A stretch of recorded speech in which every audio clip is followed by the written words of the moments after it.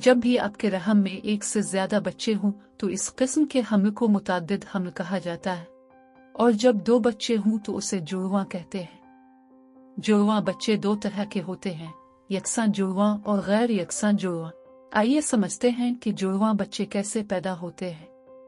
दर हकीकत जुड़वां बच्चों की पैदाइश के इम्कानात तमाम ख्वातीन के लिए यकसां हैं, यानी हर 250 में से एक खातून में जुड़वां बच्चे पैदा होने का इम्कान है। हाँ, अगर आपकी उम्र 35 साल से ज्यादा है तो जुड़वां बच्चों के पैदा होने के इम्कानात ज्यादा है।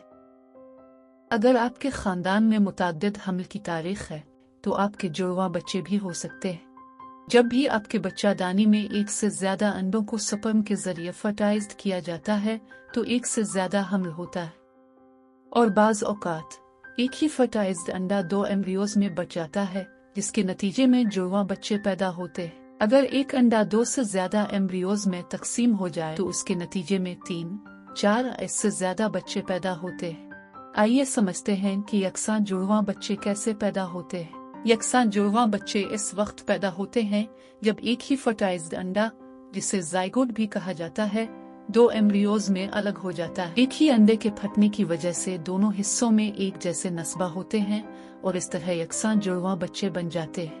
यकसां जुड़वां बच्चे हमेशा एक ही जिन्स के होते हैं, यानी दोनों नर होंगे और दोनों मादा होंगे। अब बात करते हैं कि गैर यकसां जुड़वां बच्चे कैसे पैदा होते हैं। गैर यकसां जुड़वां बच्चे इस वक्त पैदा होते हैं जब आपके रहम में 2 मुख्तलिफ अंडों को फर्टाइज्ड किया जाता है। चूंकि वो एक ही नस्बा का इश्तिराक नहीं करते हैं, इसलिए जुड़वां बच्चे एक जैसे नजर नहीं आते।